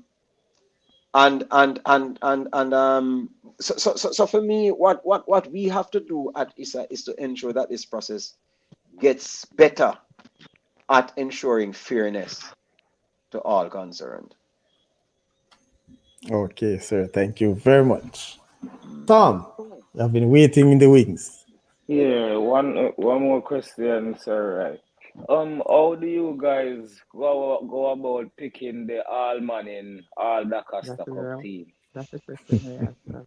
Okay, so we came out of a meeting. So for example, one of the things we do is that we send out to coaches to send us what their team is. We send out to the media to say what their team is. Um, and sometimes you might have people sending and say, what about this player? What about that player? But it's coaches and the media, so that the broadcasters who help us because they would have tapes to be able to look back at things that we didn't see in some of the games and so. And we ask the coaches to submit. Obviously, the other thing that matters is performance in terms of statistics. We try to use that as much as we have it and determine how those go. You think the team this year is a horrible one? I just giving you trouble. I just giving you trouble. No, both team is good, but I Yeah. think we watch like the Saudichress family watch more games than the media. You know that the media only watch games that they view. So we You, watch you, games all over. you're assuming that, sir. No, but some players they don't know all the players. They right now I could tell you that they don't know The, players the, that the, we know. the media is not just sports max, I know some other media that you all guys talking to, but the Saudichress family, you could ask the Saudichress family also. No, man. If you're making a I pitch, don't want any trouble. I don't want any trouble. if you're making a pitch for us to include you, we can think about that. Yeah, that's what we're Yeah, doing. That's what we're doing. That's what we're doing. but as we have it now, we work with the ones we have. But we can think about that. Yeah. Yeah. Yeah. All right, Shuko. Yes, good night again. How you doing, sir? Mr. Wright, I Yes, must sir. say, you're on fire tonight. There's not much that you have said here that I can disagree with. I don't So like that, So like kudos me to as some you on that. politician. No, I giving you trouble, no, man. Go no. ahead. I'm just being honest. Yeah, yeah, I'm yeah. just being honest. Anyway, there was someone in the chat that mentioned the nutriment comp. I must say that's ahead of my time. I don't know about it, but to my understanding, it was between the Ben Francis winner and the Walker Cup winner. Yeah, the two knockout winners. Yeah. You hear me? Yes, yes, it Okay. was between the So two knockout I winners. have this idea. I have this idea and I want to put it to you on the panel and those in the chat and see what you guys think about it. I know there's a lot of football being played, and the reason why you guys change the format by making the other team that would have finished like third play the Ben Francis and the Walker Cup because there was a complaint about too much football being played. But I am proposing a competition. I think there's a space for this competition in the football curriculum, like kind of like a cup cup winners cup, kind of like a cup to answer all questions, where a team that win the Manning Cup, the DaCosta Cup, the Walker Cup, and the Ben Francis would have a face off, and the winner take all. So that would have been like a cup winners cup. And based on my argument about too much football being played, I think it could be like a pre-season competition, like in August, something that would be before the starting of the next season. I don't know what you think about that. Like a cup winners cup take. I guess the thing, is so what you call the Champions Cup and what you call Oliver Shield. Is Yeah, but the Dakasa Oliver Cup winner Shield playing is Manning between Cup winner, the Because Cup and yes, but we want the overall thing with also the Ben Francis winner and the Walker Cup winner. So it would Well, be that's the all only one four. that's the only one that we wouldn't have. He want them to be Yes, combined. He that's want them correct. to be combined. He want them all to be combined. I want it to So he Really be want one. to see combined so the winner if the takes Walker all. Cup would be if the Walker Or, Cup or, winner or, could or beat the you, you, DaCosta you, Cup you, you, or you'd want the four of them to be in a competition. yeah. That's But what in he's all saying. fairness, but in all fairness, Yes, all right, because for example, look at look, let's mm. Let alone Mr. Right to answer. No, go ahead. I want to hear him out and then I answer with all the information that I have an understanding from what he's saying. So you were going to say Okay. something. Go ahead, Shoko. Yes, so I know there's a lot of football being played, and I know there's a lot of Shuko, you mute. He's out, yeah, he's out. Yeah, mute, man. Unmute, you know. I was suggesting that it would have been like before the start of the next season, like a pre-season competition where those four teams would have faced off. You understand? So it wouldn't be like too many games being played. I know, as you said earlier in the show, states would have had their cup, and team schools like George's would have their own individual competition. But I don't think it would interfere with those Let, competition let if me you tell you find the right something. space for it and the right sponsor. I think it's something that could be considered. I hear you, but here what happening. A schoolboy, them. And the truth is that they have so many other things to do. In our meetings, sometimes I tell your colleagues, my colleagues are so sorry for some of them. If you run a school, sometimes you come and if you had played football, sometimes them sleep in a class. And a big part of why many of them sometimes don't do as well is that they are so focused and intense on the football that sometimes they don't have no time to really do the work that they're supposed to do. So Mhm. we really try our best to just balance it. Plus, in the other term, you have all kinds of things going on. One of the other things too is that you normally have some of the footballers will be gone by summer. So if you want to do it in that time, it can be problematic. But as I said, nothing at all that people say is off the table. We just have to look at it and look at the feasibility of it and see how we can work it. We just have to not be too greedy still because we can have so many competitions, but boy, it can just clog the calendar and then we have an issue in terms of logistics. But these are things to think about. Yeah, Okay, man. We thank can you have very a much, we can have Shuko. a new we can have a nutriment shield and the Oliver shield I play for one day. All right, Shuko, Right, thank you right. very much. Let's go to Dalton. Yes, Mr. Wright. Dalton here again, your namesake. Um, Yes, sir, right. the fact that some of these guys have been doing well also in academically wise.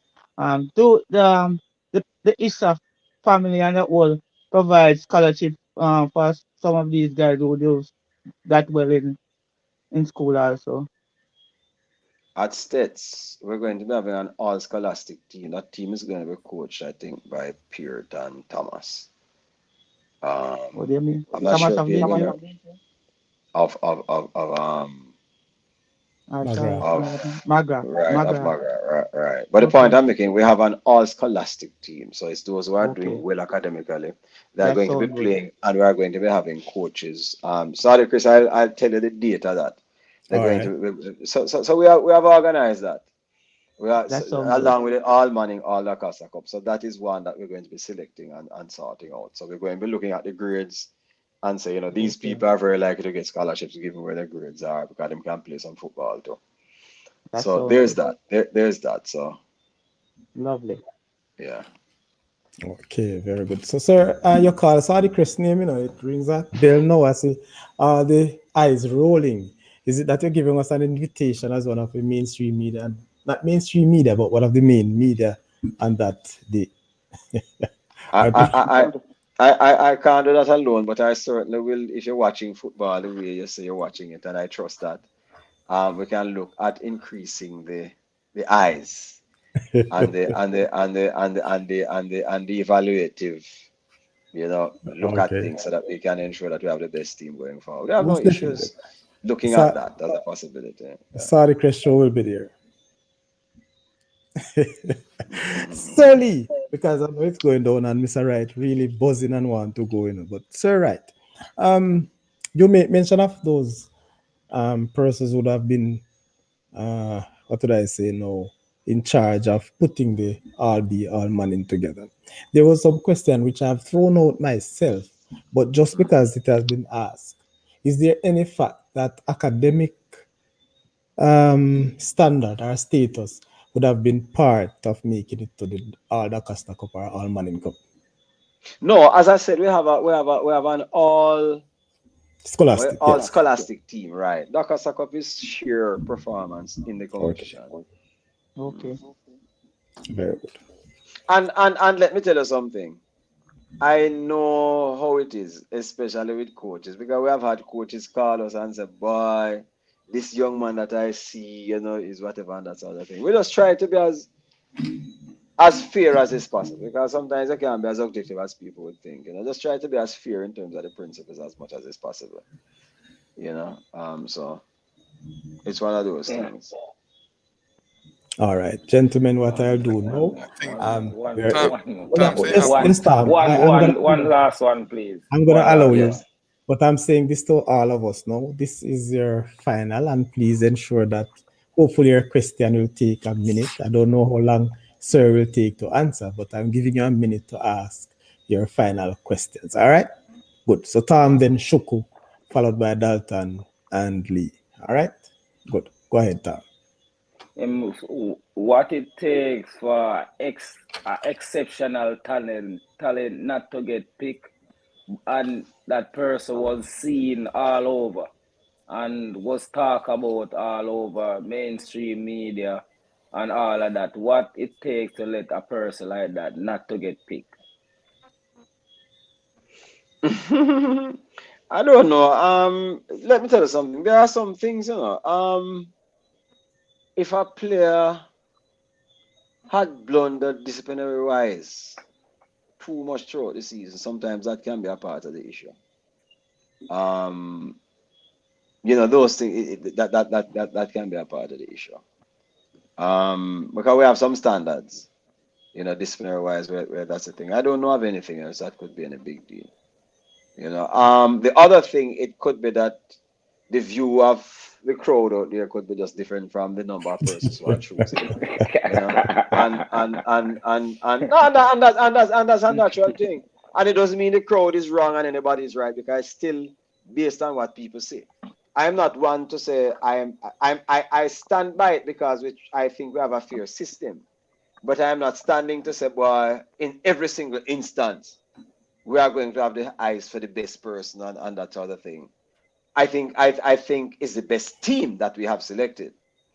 And having asked the coaches can tell you who and who can play much better in combination. They because what you might see as that person being good and that person being outstanding, it can be such a rivalry when they have to play and train because of the egos of the youngsters. So that's another thing that could really exclude somebody because they might be two of the same kind, and you have to just choose between one of them because the truth is that if them come, they might mash up the chemistry of the team. Ask Alex Ferguson about them things. Yeah. Yeah. I happy Yeah. you say Alex Ferguson and not Thank you for your answer. Thank you for your answer. all right, Yeah, Shuko. man. Yes, Mr. Wright. Thank you for your raw honesty there. No, it has given us an understanding now. Good question, Yes. Tom. All right, Mr. Wright. I know Am you I the only one mentioned. not hearing Shuko clearly? Oh Shoko my just kind of God. break in and out as usual. Shoko. Go ahead, Right. Shoko. Talk, Are Shoko. you hearing me now? Yeah, go ahead. Well, I have Okay. been I'm hearing saying, him. Mr. Wright. I know. Yes. I know you made it about football as well. I was standing beside you when Dintil was playing William Did down by Dintil there, and we were discussing the football and all that. So I'm saying, because you were being modest all night, you have won the DaCosta Cup as a principal, right? So Yes. were you one of those hands-on principal? Were you instrumental in that win? Cool, and you was there. You mean when I was at Rossi's? Hello? Yeah, I'm assuming when you were with Rossi, yeah, he kind of froze. I'm not. I'm Well, I assuming. mean, I'm assuming he's I'm asking you if you were hands-on when you were at Rossi's. I think that's what the question is. I try to be hands-on in most things in all things at school. The truth is that even where I am now, I mean, if you check sports there, since I've been around, it's one of the things I try to push. Track and field is one of those things. I approach Bolt himself. We have been getting significant support since he has come. Um, I believe in really strong coaches who are interested in children and who understand what is happening. And I think many of the principals who, are knowledgeable and understanding of what it is that sports can do, you try to do that kind of thing. But I'm equally strong in my involvement in academics. I really believe that, but I just don't believe it's one over the other. I just believe they all complement each other, and I work to ensure that. But what I believe as sports is concerned, why I push sports and music and those kinds of things the way I do it, is that I really just believe in roundedness. I just feel that youngsters ought to be rounded, and I am very tough on those people in my school who participate in sports. People don't think that, but I'm very tough on them. I wanna we talk with many of them. Sometimes them cry because I always believe that you have to find a way as a principal to manage the egos of these people who are into sports because it can really mash them up if it is that you don't know what you're doing. But the long and short answer is yes, I am very deeply involved. I mean, just yesterday I was on the phone with both my coaches, Chuck and Phil, and I meet with them very frequently. I mean I meet with them quarrel because I'm used to it. you know. I'm happy that Shuko asked that question, sir, because I was told that the way you are so involved, you actually recruited your coaches. Yeah, man, I have to have a hand in that because the answer to me, I tell people I want no past student to recruit my coaches because I have to deal with them every day. Past students and I can have a discussion about whatever is happening, but I believe that there must be answerable to somebody who can say these are the targets you have and you don't meet them, then you either go or you stay whether you meet them or not. But it can be that because sometimes when you do that kind of thing, the objective that is supposed to be a part of it, and this is just me talking about me now, it's not an it's a thing now. The objective that you're supposed to have, can be problematic. And I just feel as a principal, as a person in charge, you must be what I think your stakeholders must do is that they must be trusting enough of your capacity to be fair and to understand that it's a results driven thing, but it's also something that's about the development of the young people. I had one coach, for example, who never won a trophy when I was at Rossi's, and I can call his name Aaron Wildboy Lawrence. Never won a trophy, but the way he dealt with the youngsters, I respect the fact that a number of them went away on scholarships because that is another thing that you want for them. It's not about winning a trophy. I think that is even more than important than winning a trophy that these youngsters are going to get a life. Them come out Yes. of some real tough life in Montego Bay and they get a scholarship to go overseas and them can help back them people out here. To me, that's what education is about. That's what sports is about. And I respect every single thing that Wild Boy did, Aaron Lawrence did. And I said it's equally important as winning a trophy as a Vassarellas did for me. And that's why you decide, say, yes, you're tired of his scholarship. It's time for the cup. No, not like that for me. I'm never tired of scholarships. Okay, you, sir. you You know get a the laugh feel, out of the them one feel, day. the feel, the feel, the feel of the cup is a wonderful thing, It is. It is. But the impact of the scholarship on the life of a young person is far more important because Greater I development. have seen many people. I have seen many people who have won cups who what them doing now it better them never win no cup. So we have got to seek the balance. We have got to seek the balance because if all our young man can talk is that I won a cup, but him not really doing anything meaningful after 10, 15 years in him life, it's not a good thing. So we have to try to see if we can make the cup and the scholarships go hand in hand, Strongly believe. for What's Strongly youngsters. believe. what's the That support is like in in Sir, in sir, in sorry. William? Very good, I think. The community is very good. I think once people feel that you are interested in it, as a leader, you have to be the one to sort of drive it and get a team around you. So we want to build a team now that it's not just about me because there are other things that I would like to do. I like being involved in the community outside of that. But the important thing is to put structures in place and a system in place that you don't have to be there involved all the time because it takes a lot of energy. How many But years do you at William Nick? just three, 3. going Okay. four. Yeah. all right. I heard Shuko Sir, calling. sorry. Shuko, what is you want to Right. add? Make it very Yes, short. please. I want to squeeze one quick one more to Very Mr. Wright. short. Mr. Wright, I Yes, know sir. you're a part of ISSA, but you're also the principal of an individual school. So a big difference The big difference in terms of what? Well, all I right, mean, go because ahead. for sports, right? You're in and out. But I'm saying I'm if not I am hearing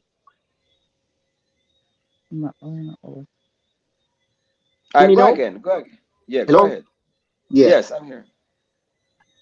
I am saying ISSA as a body has put in the quota system, right? So there's a requirement for you to play to be allowed to participate in sports.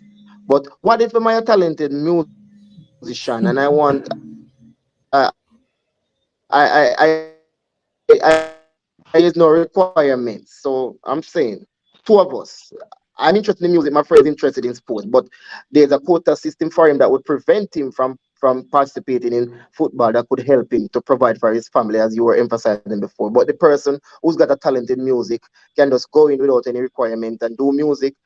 A music. Just I can't remember the name of that young man that did well in the singing competition. He's now a big singer in Jamaica. I don't know about his educational background. What's the name of that young man again? Romain Virgo. Romain Virgo. Romain Virgo. I don't know his educational background, but he was allowed to enter those competitions, and from those competitions, he is now a famous musician who can be able to take care of his family. And there weren't anything in place that prevent him if he never had certain certain amount of subjects. So do you think that's fair? I'm going to give you a little analogy. You see, you know, a lot of people them have car. A man have a BMW and a man have maybe a Hyundai in Jamaica.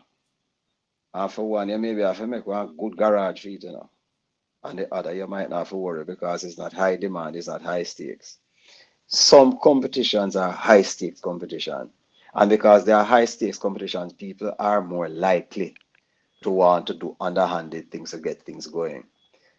It's hardly likely that there's any school who would want to poach somebody who can do music from another school. So the rules are really meant to protect those schools. Where there's no need for protection, you don't need to put any rules in place, in my mind. But I agree, that comes up sometimes. But the truth is that the context is different because music has a different status in terms of how in terms of its stakes in Jamaica than football would have. Even within the sports themselves, table tennis don't have the problem. Within ISSA, the two sports we have the problems with are track and field and football. We don't have them with nothing else. We don't have to worry about it. Although put in a quota for everything, the problems don't come up with the others because these are high stakes. Everybody sees them. So look here, the sponsors love football and track and field. The spectators love football and track and field. The SPA students love football and track and field. And so they will do more to ensure because those give the schools most visibility to ensure that these things that they get the best players and poach them from different schools. So we really put the quota system in to protect them from that kind of high stake interest and hope it will minimize it. Because the truth is, the reality is that the situation is different. Although, so I know you want to equate the music or whatever, but them not equal. The football and track and field more equal than the music. I lo- I love your analogy, but probably you need to start looking into school challenge quiz because a lot of the big school poach guys for the school challenge quiz. I remember they poach a guy from Charlie Mount for one of those big schools in town, and they end up winning the school challenge quiz. All right, Shukro, Yeah, I'm man. still not getting you clearly, but I guess you'll respond to what he heard. All right, so thank you very much, Shukro. And we'll go right now to Dalton, you, and then Mr. Lee. And of course, I'll have the closing statement. Yes, Mr. Wright, earlier on, you spoke about the tiredness of some of these boys when they do these games and things. Um, but right across the board, I'm talking about general sports across the board. Do you think as principals of these schools that form the ISSA board, do you think special emphasis should go and giving these students extra lesson because I think because of sports are like football and those things they are missing a lot um from school. Do you think special emphasis should put that they get back some extra lessons? I think many schools do it. That's We just need important. to we just need to ensure that all do it more consistently. And Yeah, it's that's what something we I'm saying. encourage. So Hmm. good point, and it's something that we continue to emphasize at our level. Okay. All right, thank you very much, Dalton. Sir Lee. Yes, Mr. Wright. In my closing statement tonight, from a person watching from afar the ISSA competition, I must say kudos to you and your team for doing such a good job. I mean, I could see, Thank you. I saw firsthand where this thing transformed from back in the 80s till now, where things have changed so much for the better. Hmm. And I must say kudos to you and the team, and very much appreciated the job you guys have been doing. You know, thank you so much for coming on the Saudichress show tonight. I learned a lot from you coming on the show because there was some rules and issues that I thought it was that way, but from having you on the show tonight, I get to find out my way was the wrong way. So I learned a lot from you coming on tonight, man. So I really appreciate you coming on tonight and keep up the good work with you and your team. I hope Thank we you very see, much, sir. yeah, man. I hope we see you again on the show soon. I definitely will come, sir. And then one last thing, Mr. Wright. The new what they want to call the Nutriment Cup or change the name, but Is that the uh, name uh, of uh, the uh, change? yeah, if you want to change that, keep I it. have No matter. been But eating. I would like to see that. I would like to see that the winner of the Walker Cup and the Ben Francis play one more game. Just something to add on the calendar. One more extra game for us to watch because this schoolboy football thing is on another level. You know what I mean? All right, sir. The No problem. ratings the ratings is on top of the roof. Turn And up. turn up. So if we get Yeah, man. one more game, it just be a little icing on the cake. You know what I say? So Okay, me, sir. No me I'll keep problem. on echoing this. Me I'll echo it in my ears and my principal until me see it on the calendar. So thank you Okay, again. sir. Yeah, man. Thank you again and have a good night, Mr. Wright. Much respect. All right, sir Lee. Same to you, too, sir. All right. Yeah, man.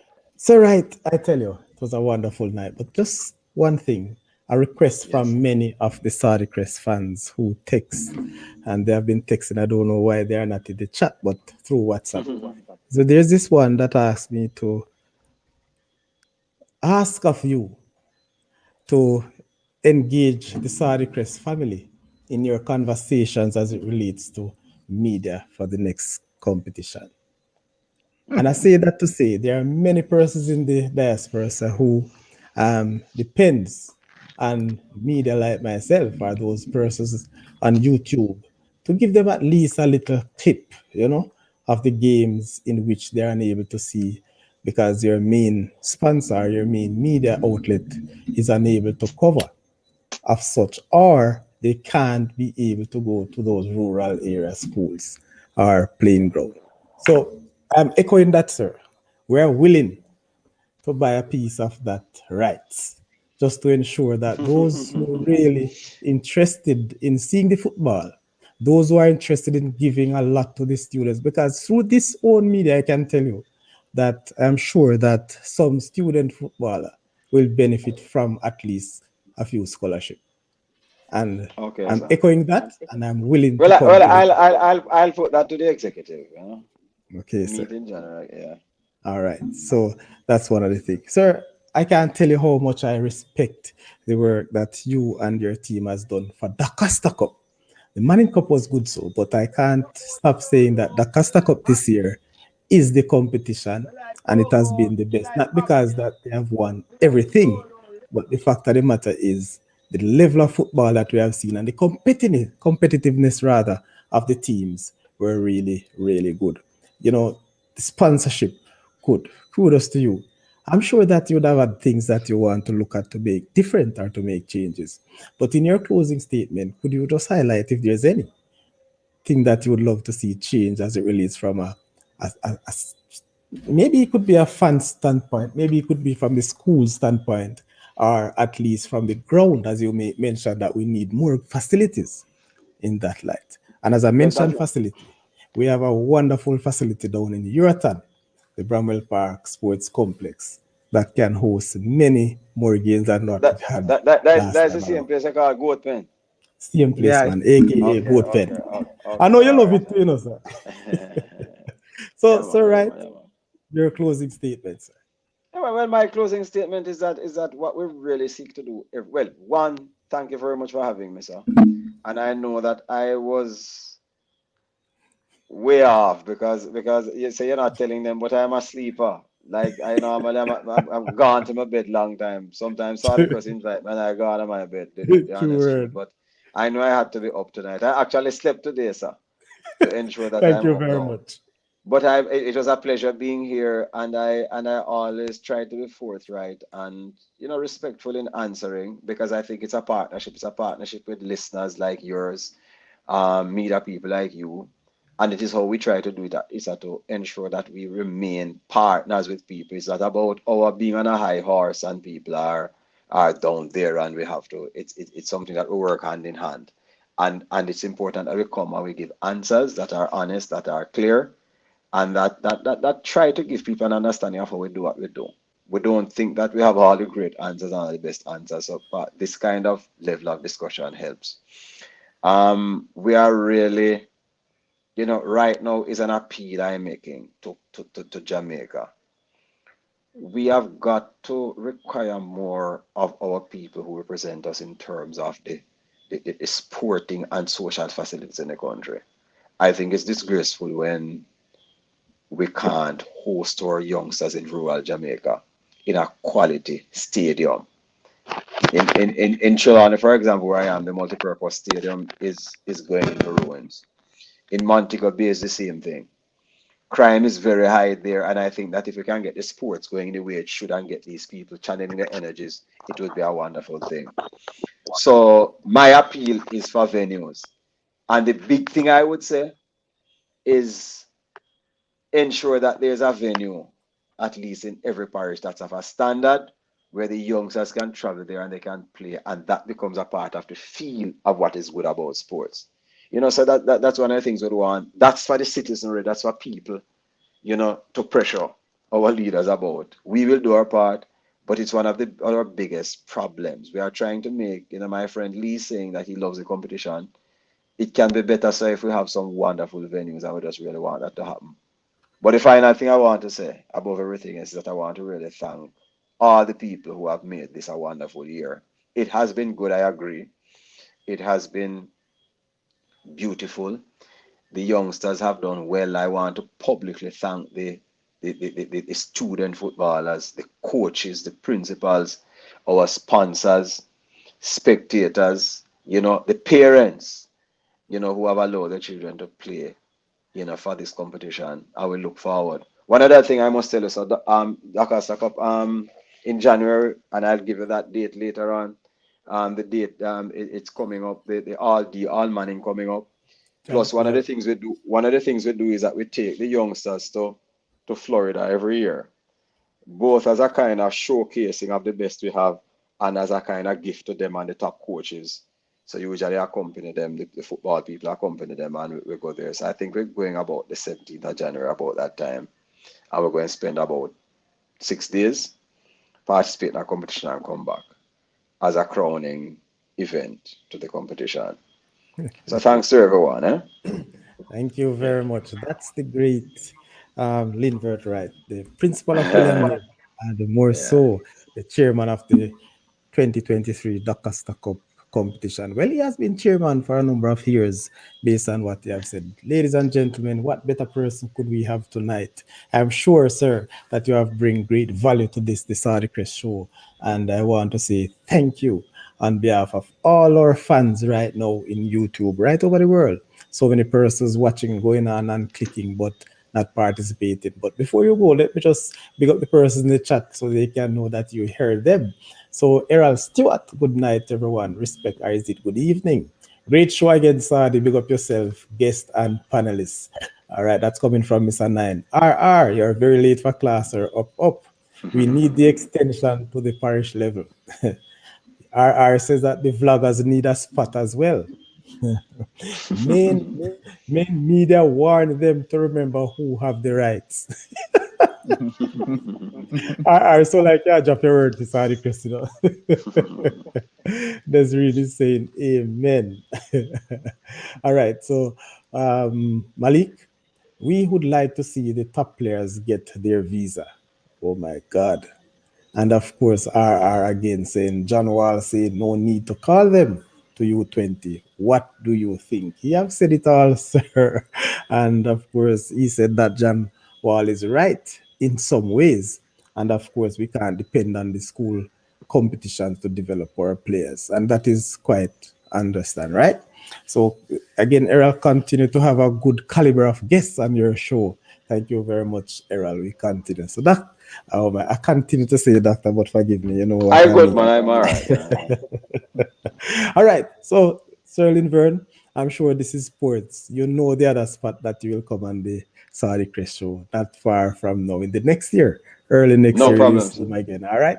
So again, Take thank care, you, sir. sir, and have yourself a good night. Gentlemen, And good night, gentlemen. Good Good night, night, Mr. all Wright. right. listeners. Good night, Mr. Wright. So God this is bless Happy you. where, holidays. yeah, man, this is where we say good night to everyone. And of course, those are the panelists. You could sit back for a little while where we say good night and goodbye. This is where we call it for tonight.